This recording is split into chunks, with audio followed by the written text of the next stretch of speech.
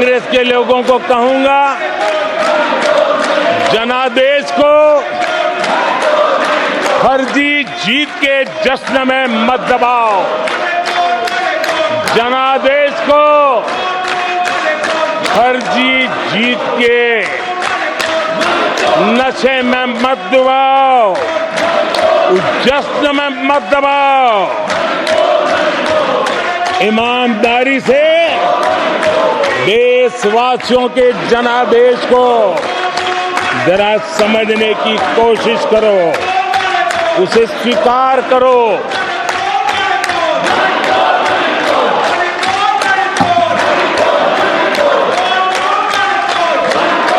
आदरणीय सभापति जी, मुझे नहीं पता कि कांग्रेस के जो साथी दल है उन्होंने इस चुनाव का विश्लेषण किया है कि नहीं किया है। ये चुनाव इन साथियों के लिए भी एक संदेश है। आदरणीय सभापति जी, अब कांग्रेस पार्टी 2024 से एक परजीवी कांग्रेस पार्टी के रूप से जानी जाएगी। 2024 से जो कांग्रेस है वो परजीवी कांग्रेस है, और परजीवी वो होता है जो जिस शरीर पर उस शरीर के साथ रहता है, ये परजीवी उसी को ही खाता है। कांग्रेस भी जिस पार्टी के साथ गठबंधन करती है उसी के वोट खा जाती है, और अपनी सहयोगी पार्टी की कीमत पर वो फलती फूलती है, और इसलिए कांग्रेस परजीवी कांग्रेस बन चुकी है। मैं जब परजीवी कह रहा हूं तो तथ्यों के आधार पर कह रहा हूं। आदरणीय सभापति जी, मैं कुछ आंकड़े आपके माध्यम से सदन को और इस सदन के माध्यम से देश के सामने रखना चाहता हूं।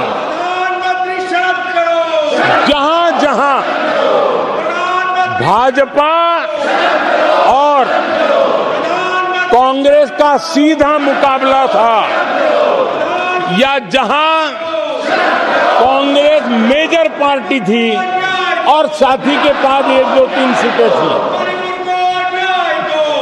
वहां कांग्रेस का स्ट्राइक रेट सिर्फ और सिर्फ 26% है, 26% है। लेकिन जहां किसी का पल्लू पकड़ करके चलते थे, जहां वो जूनियर पार्टनर थे, किसी दल ने उनको कुछ दे दिया मौका, ऐसे राज्यों में कांग्रेस जहां जूनियर पार्टनर थी उनका स्ट्राइक रेट 50% है, और कांग्रेस की 99 सीटों में से ज्यादातर सीटें उनके सहयोगियों ने उनको जिताया है। और इसलिए मैं कहता हूं ये परजीवी कांग्रेस है। 16 राज्यों में जहां कांग्रेस अकेले लड़ी, वहां उसका वोट शेयर इस चुनाव में गिर चुका है। आदरणीय सभापति जी, गुजरात, छत्तीसगढ़ और मध्य प्रदेश, इन 3 राज्यों में जहां कांग्रेस अपने दम पर लड़ी और 64 में से 64 में से सिर्फ 2 सीट जीत पाई है, 64 में से 2। इसका साफ मतलब है कि इस चुनाव में कांग्रेस पूरी तरह परजीवी बन चुकी और अपने सहयोगी दलों के कंधे पर उन्होंने चढ़ करके ये सीटों का आंकड़ा बढ़ाया है। अगर कांग्रेस ने अपने सहयोगियों के जो वोट खाए हैं वो अगर न खाए होते तो लोकसभा में उनके लिए इतनी सीटें जीत पाना भी बहुत मुश्किल था।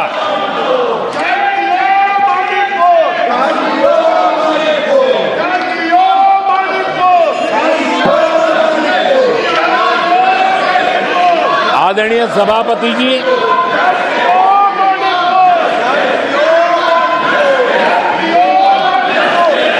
ऐसे समय एक अवसर आया, देश ने विकास के रास्ते को चुना है, देश ने विकसित भारत के सपने को साकार करने का मन बना लिया है। तब भारत को एकजुट होकर समृद्धि का नया सफर तय करना है। ऐसे समय ये देश का दुर्भाग्य है कि हिंदुस्तान में 6 दशक तक राज करने वाली कांग्रेस पार्टी अराजकता फैलाने में जुटी हुई है। ये दक्षिण में जाकर उत्तर के लोगों के खिलाफ बोलते हैं, ये उत्तर में जाकर के पश्चिम के खिलाफ जहर उगलते हैं, पश्चिम के लोगों के खिलाफ बोलते हैं, महापुरुषों के खिलाफ बोलते हैं। इन्होंने भाषा के आधार पर बांटने की हर कोशिश की है। जिन नेताओं ने देश के हिस्से को भारत से अलग करने की वकालत की थी, उनको संसद की टिकट देने तक का दुर्भाग्य हमें देखना पड़ा, जो कांग्रेस पार्टी ने पाप किया। कांग्रेस पार्टी खुलेआम एक जाति को दूसरी जाति के खिलाफ लड़ाने के लिए रोज नई नैरेटिव कर रही है, नए अफवाहें फैला रही है। आदरणीय सभापति जी, देश के एक हिस्से के लोगों को हीन बताने की प्रवृत्ति का भी कांग्रेस के लोग बढ़ावा दे रहे हैं।